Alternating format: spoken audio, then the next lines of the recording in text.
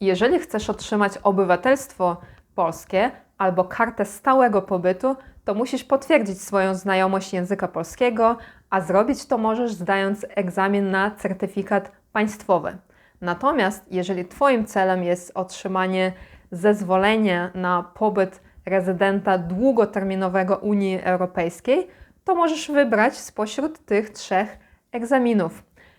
I właśnie w tym filmiku porównam te 3 certyfikaty, powiem, który z nich jest najtańszy, który jest najbardziej dostępny w tej chwili, czyli na który najłatwiej się zapisać, który ma najwięcej zadań, a który jest najłatwiejszy.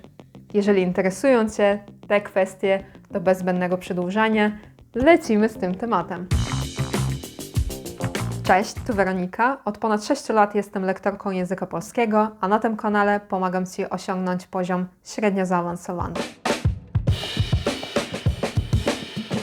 Państwowy egzamin certyfikatowy odbywa się 4 razy w roku i są to daty odgórnie ustalone przez państwo, to znaczy, że niezależnie od tego, czy chcesz zdawać ten egzamin w Warszawie, we Wrocławiu, w Białymstoku, czy na przykład na uniwersytecie w Niemczech, egzamin i tak się odbędzie tego samego dnia we wszystkich ośrodkach egzaminacyjnych. Jeżeli chodzi o egzaminy ELC oraz TELC, to tutaj ośrodek egzaminacyjny sam decyduje, jak często i kiedy taki egzamin może przeprowadzić. Jeżeli chodzi o ELC, cóż, oczywiście dopiero teraz podczas montażu zauważyłam, że cały czas mówiłam źle nazwę tego egzaminu, bo to jest ECL, a nie ELC.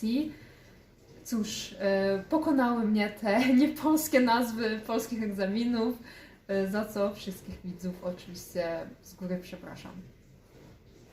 W tej chwili chyba to jest najbardziej niszowy egzamin, bo znalazłam dosłownie jeden ośrodek w Warszawie, który ten egzamin oferuje w tych oto terminach.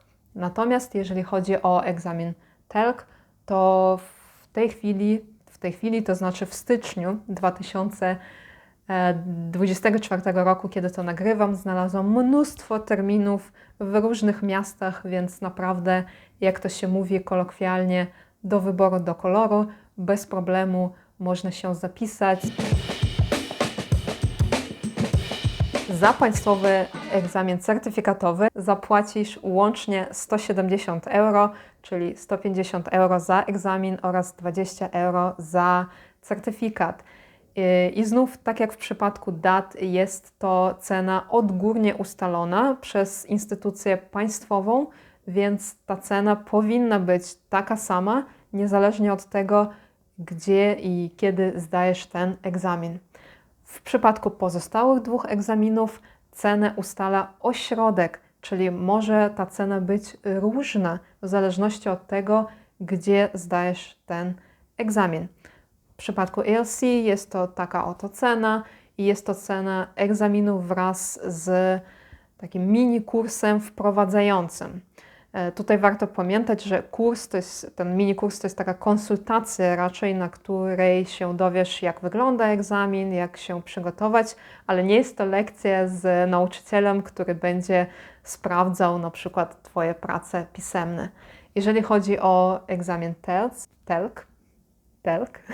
jeżeli chodzi o egzamin TELC, to tak samo cena jest różna w zależności od miejsca.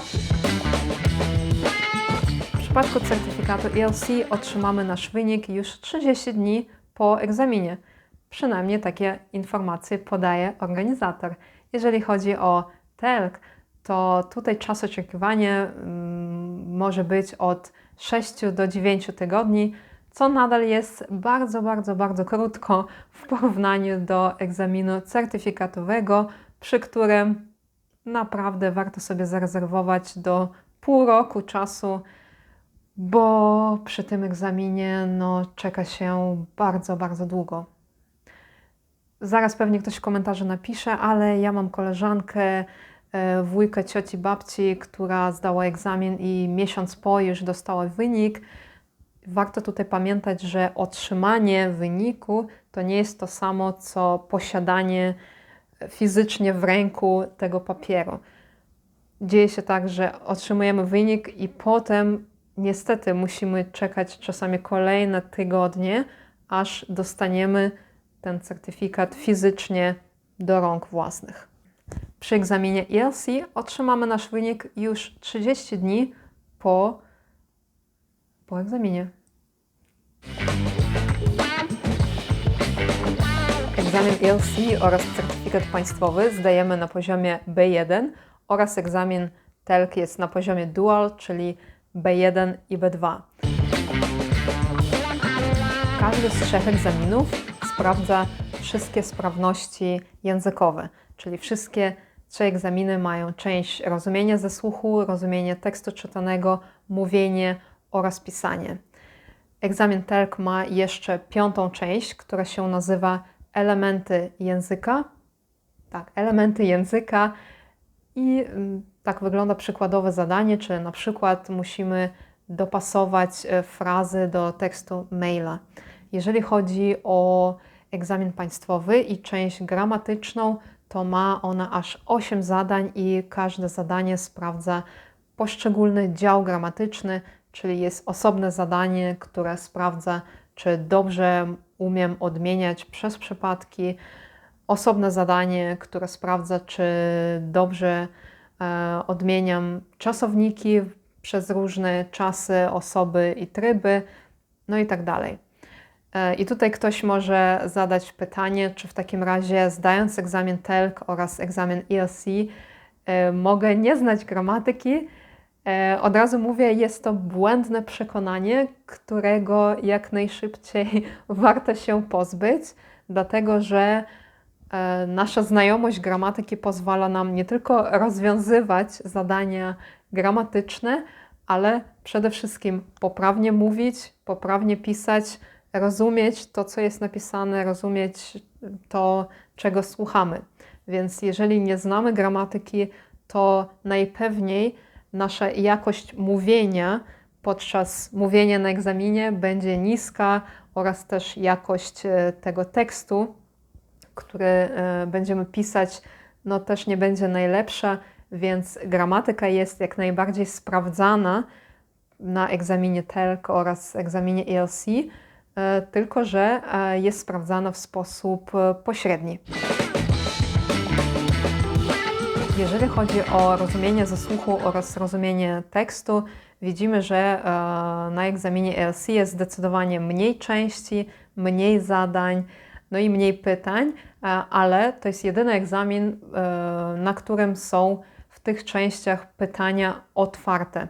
To znaczy, że mamy nie tylko zadania, w których musimy wybrać ABC albo dopasować części wyrazów czy zdań, ale musimy swoją odpowiedź wpisać, czyli słuchamy czegoś albo czytamy tekst i musimy pisemnie odpowiedzieć na pytania, co moim zdaniem jest zdecydowanie trudniejsze niż po prostu wybranie opcji A, B lub C. Jeżeli chodzi o część pisanie, to tutaj moim prywatnym zdaniem jest zdecydowany faworyt, bo w przypadku egzaminu TELC mamy do napisania tylko jeden tekst i jest to e-mail i nic więcej. Na egzaminie ELC oprócz maila może być też sprawozdanie albo też wpis na blogu. No, w przypadku egzaminu państwowego ta lista tekstów, które mogą się pojawić, to znaczy tekstów, które mamy napisać w części pisemnej, jest bardzo, bardzo długa. Jeżeli chodzi o część ustną, to na egzaminach ELC oraz TELC zdajemy tę część w parach, czyli jesteśmy z innym studentem, z innym zdającym. Oczywiście każdy ma swoje błędy i swoją ocenę, ale myślę, że główna różnica polega na tym, że przy takim zadaniu jak dialog, to robimy właśnie dialog z innym studentem, a nie z egzaminatorem lub egzaminatorką, tak jak w przypadku egzaminu państwowego. Certyfikat państwowy jest zdecydowanie najdłuższym egzaminem, bo trwa aż 190 minut. Oczywiście to jest czas, do którego nie wliczą te mikroprzerwy, które mogą być pomiędzy częściami, czy taka przerwa na siku, czy tam inne potrzebne rzeczy. Egzamin TELK trwa razem, te wszystkie części trwają 115 minut, a w przypadku ELC to tylko 100 minut. W przypadku certyfikatu państwowego warunek zdania egzaminu jest bardzo prosty. Trzeba mieć powyżej 50% z każdej części. Jeżeli chodzi o egzamin TELK, to tak jak już powiedzieliśmy wcześniej, to jest egzamin na poziomach B1 oraz B2, więc tutaj z każdej części, w zależności od tego, ile punktów otrzymałaś, dostajesz wynik B2, B1 albo żaden z powyższych. No i potem są różne scenariusze i analizując tutaj podaną tabelę, można powiedzieć, że zdecydowanie przy tym egzaminie najważniejsze jest mówienie. Bo jeżeli masz B1 z mówienia i masz B2 z pozostałych części, to i tak masz B1 jako ogólny poziom. Jeżeli chodzi o ELC, tutaj trzeba spełnić dwa warunki. Po pierwsze, średnia wszystkich części musi być powyżej 60%, przy czym z żadnej części nie możemy mieć poniżej 40%. Wiem, że to brzmi trochę skomplikowanie, więc pokażę to na przykładzie. Wyobraźmy sobie, że masz 100% z czytania, 100% ze słuchania, 40% z mówienia i tylko 30% z pisania. Tutaj średnia wynosi ponad 60%, ale przez to, że w pisaniu mamy mniej niż 40%, to niestety egzamin jest niezdany.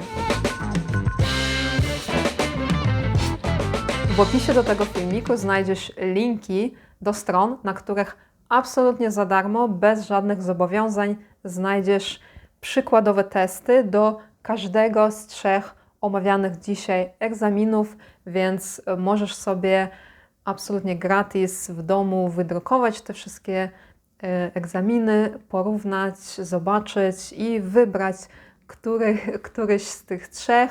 Ja, niezależnie od tego, który egzamin wybierzesz, życzę Ci wyłącznie najwspanialszych wyników. Życzę Ci, żebyś otrzymała swój wynik jak najszybciej i żebyś dostał kartę pobytu czy kartę rezydenta jak najszybciej i bezproblemowo tylko się da.